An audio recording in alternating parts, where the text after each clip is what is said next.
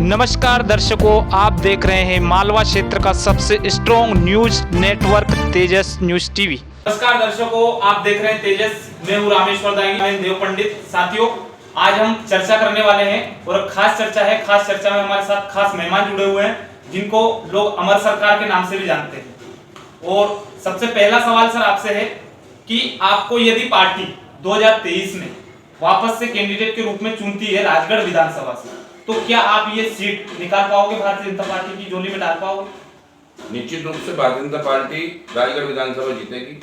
पिछली बार का जो परिणाम है वो जाति समीकरण में गलत तरीके से मैं हारा था।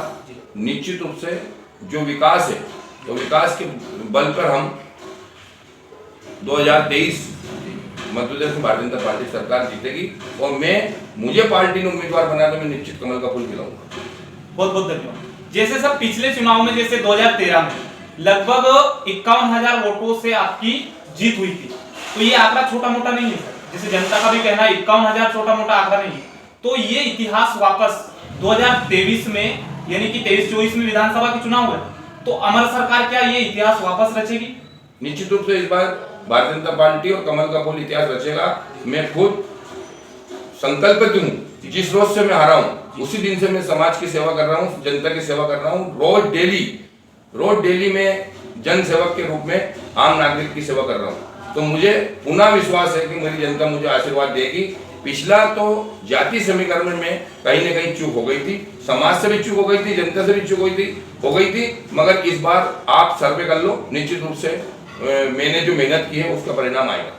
बहुत बहुत धन्यवाद। जैसे सर हम हर गांव में और हर तहसील, हर जिले में अभी सर्वे कर रहे हैं। हमारा यूट्यूब चैनल है तेजस, उसके माध्यम से हमें ये भी पता चला कि जो अमर सरकार है यानी कि माननीय पूर्व विधायक अमर सिंह जी हैं, आपका नाम जो लोग लेते हैं, पूरे जिले में आपकी जो लोकप्रियता है वो सबसे अधिक है। और आपका नाम जहां भी लेते हैं लोगों को एकदम मतलब खुशी का माहौल लग जाता है कि अमर सरकार यानी कि खुशी। तो इसका क्या कारण है? आपकी लोकप्रियता सबसे बेस्ट है सर इस जिले में, तो इसका कारण क्या है? देखो, कारण कुछ नहीं होता है। समाज में रहना है तो सबसे हिल मिलकर हो, और कोई व्यक्ति अपने पास काम के लिए आता है तो उसको प्राथमिकता से काम करना चाहिए। भाई, हमें राजनीति कर रहे हैं तो हमारा कर्तव्य है कि जनता की सेवा करना। हमें नौकरी करना है तो हमारा कर्तव्य है कि हमें नौकरी पे कर्तव्य पे निर्वाह करना। ये व्यक्ति ये चाहता है कि मैं जिस नेता के पास जाता हूँ, जिस व्यक्ति के पास जाता हूँ, मेरा काम करता है। मैं उसमें कहीं ना कहीं पूरी कोशिश करता हूँ कि मैं उस व्यक्ति का काम करूँ प्राथमिकता से। बहुत बहुत धन्यवाद। जैसे हमारे प्रदेश के मुखिया माननीय श्री सम्माननीय शिवराज सिंह जी चौहान ने अभी जैसे बहुत सारी योजनाएं लॉन्च की। लाडली बहना योजना हम ले लेते हैं, सीखो कमाओ योजना ले लेते हैं, ऐसी अनगिनत योजना है। तो इनके पीछे क्या कारण है सर? जैसे मान लीजिए चुनाव आ रहे हैं, इसका तो कोई कारण नहीं है या फिर योजना पहले से ही प्रतिबद्ध थी?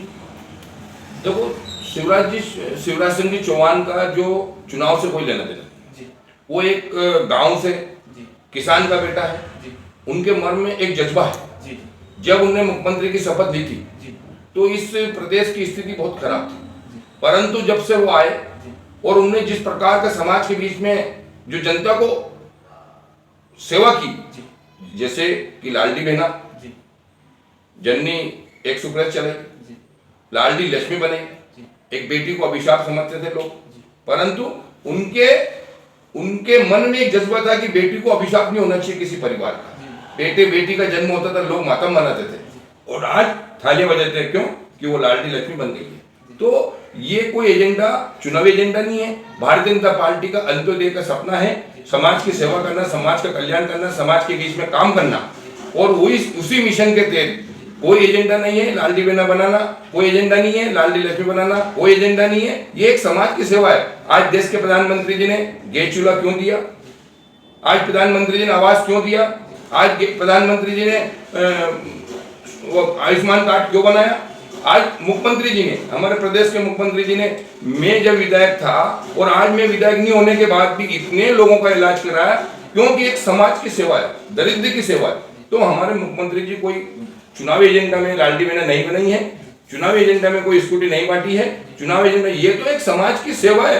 उनका संकल्प है कि समाज कैसे सशक्त बने, सब गरीब व्यक्ति कैसे अपने आत्मनिर्भर बने, यही एक सबसे बड़ी उनकी संकल्पित है। और उस संकल्पित में हमारे उन्होंने जो अंत्योदय का जो सपना देखा था पंडित दीनदयाल जी ने, श्यामाचरण मुखर्जी ने, उस एजेंडे पे वो चल रहे हैं। उस एजेंडे के तहत देश के प्रधानमंत्री जी भी चल रहे हैं, जैसे कि धारा 370 हटाना, राम मंदिर बनाना, ट्रिपल तलाक लाना, और हमारे मुख्यमंत्री जी ने गरीब को 1 रुपया देने का काम किया। बहुत बहुत धन्यवाद। अब की बार किसकी सरकार?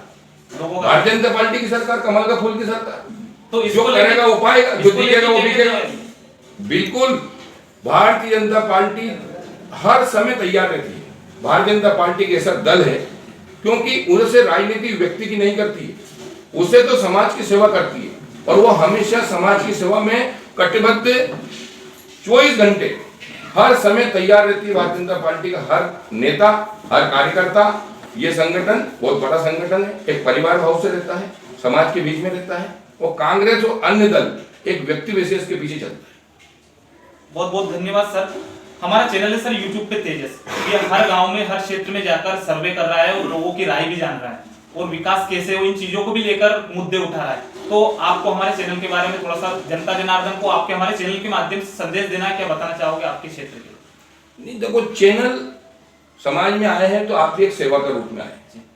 निश्चित रूप से आपका जो चैनल जो जनता की बात आवाज उठा रहा है, किसी गरीब व्यक्ति की एक काम आपसे हो गया, आपकी बात उठाने से, तो वो कितना आपको दुआ देगा। निश्चित रूप से आप सबके युवाओं को ऐसी ही प्रेरणा में आना चाहिए और समाज का संकल्प लेकर उसकी सेवा करनी चाहिए, क्योंकि कई प्रकार की विसंगतियां हमारे मीडिया के ऊपर भी उठा देते हैं लोग। कहीं ना कहीं कोई दुर्घटना घट जाती है, पर निश्चित रूप से समाज की तीसरी शक्ति मीडिया ही है। बहुत बहुत धन्यवाद सर, हमें आपका अमूल्य टाइम देने के लिए। हृदय से धन्यवाद। Thank you sir.